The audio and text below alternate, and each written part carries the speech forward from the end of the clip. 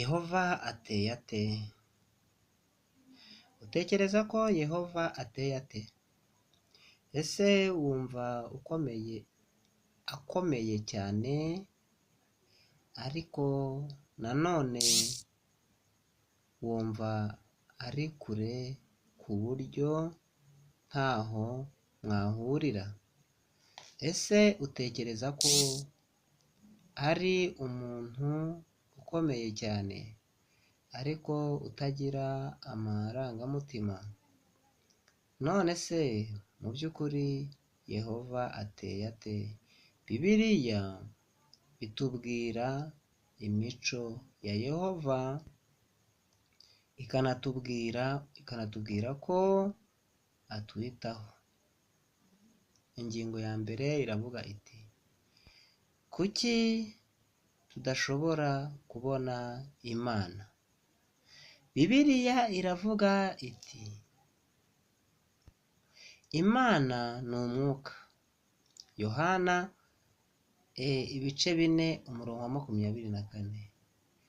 Yehova ntafite umubiri nk'uyu wacu.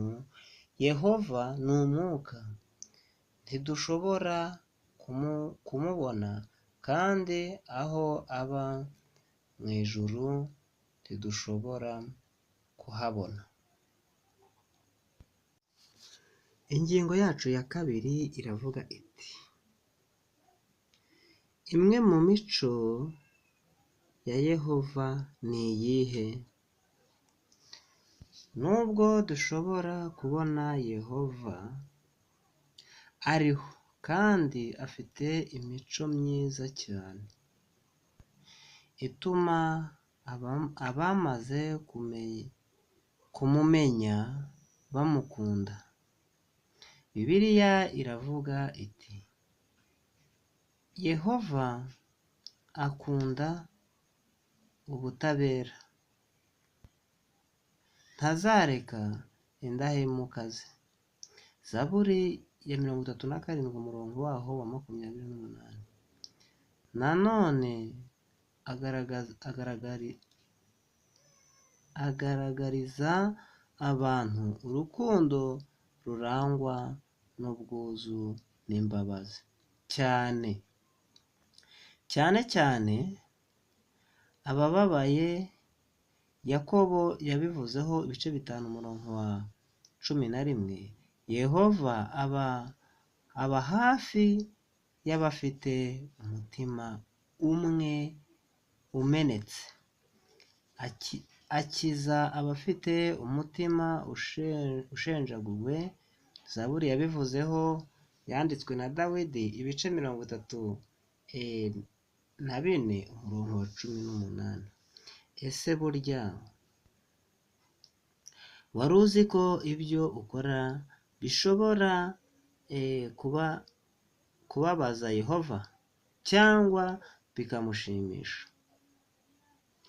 Iyo umuntu akoze ibibi bibabaza Yehova. Zaburi 78:40-41. Ariko iyo ukoze ibyiza biramushimisha. Soma mu Migani 27:11. Kadukomeze ku ngingo ya gatatu. Ingingo ya gatatu yacu iragira iti: Yehova agaragaza ate ko adukunda? Ni ikibazo twese twibaza. Niba koko adukunda, kuki bamwe usanga bafite imitungo abandi ntayo bafite, bamwe bakize abandi bakennye, bamwe bagenda mu modoka abandi batazigenda? Birashoboka ko ari ukugira ngo imirimo y'Imana igaragarire muri twe. Hakomeje havuga hati: umuco wa Yehova uruta iyindi yose n'urukundo n'ubundi kandi Imana ni urukundo. Yohana 1:4:8. Yehova atwereka ko adukunda akoresheje Bibiliya n'ibyo yaremye Soma mu Byakozwe n'Intumwa ibice byaho 14 umurongo wa 17. Urugero, reka turebe uko yaturemye. Yehova yaduhaye ubushobozi bwo kubona amabara meza, kumva indirimbo nziza no kuryoherwa n'ibyo kurya. Yifuza ko tubaho twishimye. Imana itugirire neza.